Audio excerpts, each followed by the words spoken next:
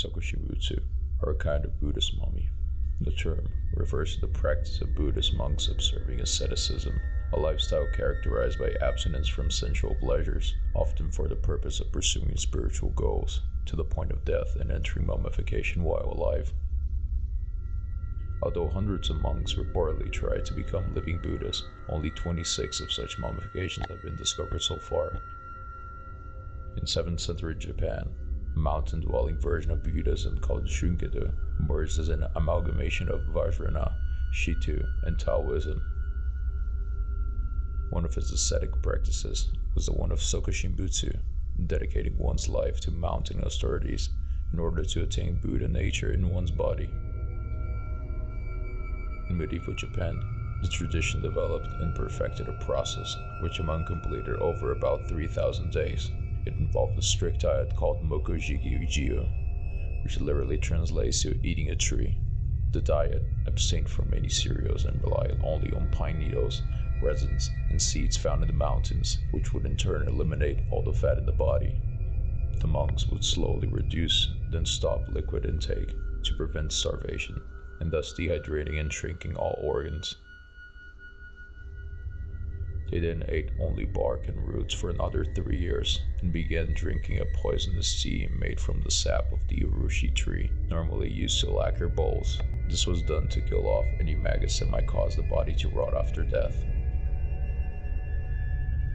After the training, they would lock themselves in a stone tomb, barely larger than their bodies, where they would not move from the lotus position, with nothing but an air tube and a bell.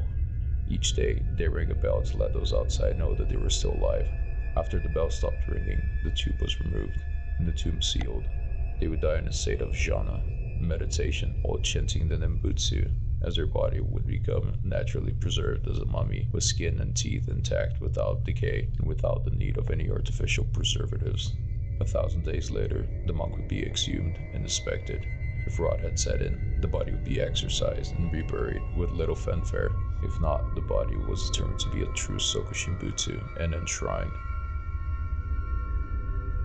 One of the altars in the Honmyuji Temple of Yamagata Prefecture continues to preserve one of the oldest mummies, that of the Sokushinbutsu ascetic named Honmyukai Shonin.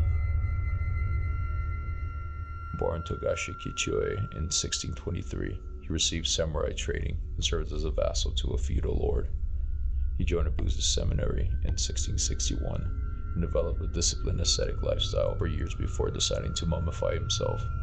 On May 8, 1681, Honmyukai sealed himself in a stone chamber to meditate until he died.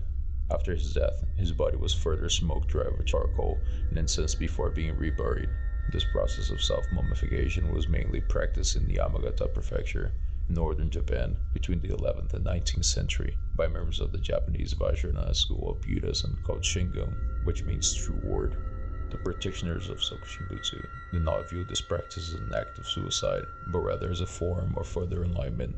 The practice of self-mummification of the Shingedo were likely inspired by Kukai, the founder of Shingon Buddhism, who in the year 835 ended his life by reducing and then stopping intake of food and water, while continuing to meditate and chant Buddhist mantras.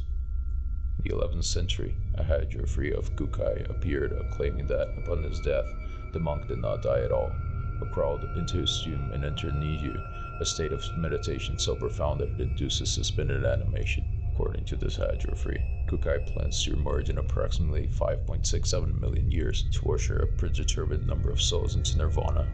In 1081, a man named Shojin attempted to follow Kukai into Niju by burning himself alive.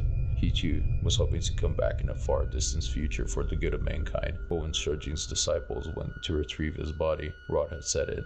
It would take nearly 2 more centuries of trial and error before someone figured out how to mummify themselves, thus cheat death to enter a state of eternal meditation. There is the existence of at least one self-mummified 550-year-old corpse, that of a Buddhist monk named Shunga Tenzin in the northern Himalayan region of India, visible in a temple in Gib village. This mummy was rediscovered in 1975 when the old stupa, a mound-like structure containing relics usually found in a place of meditation, collapsed, and it is estimated to be from about the 14th century. Other monks outside of Japan also endured in the process, such as the Maihana monks, were reported to know at the time of death and left their last testaments as their students accordingly buried them, sitting in lotus posture, put into a vessel full of coal, wood, paper, and lime, surrounded them by bricks, to be exhumed after usually 3 years. The preserved body would be painted with paints and sticked with leaves of gold. A recent example of this was a Fuhu, a Buddhist monk from China who died in 2012 at the age of 94. His body was placed in a cylindrical ceramic vat for almost 4 years. To local believers, the condition Fuhu was found indicates a life lived in true virtue, so he was then covered in gold to inspire more to follow the same path of devotion as Fuhu.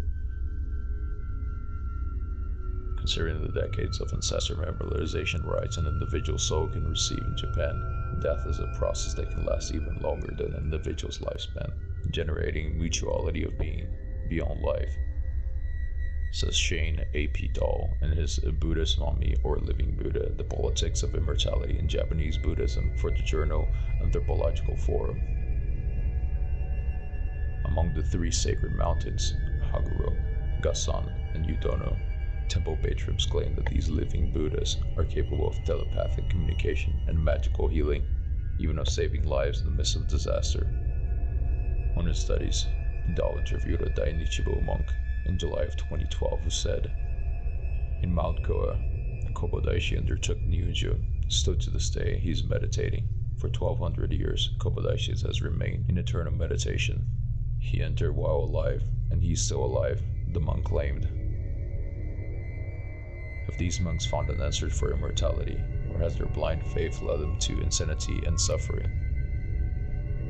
Leave a comment and subscribe if you wish, and I'll see you behind these walls.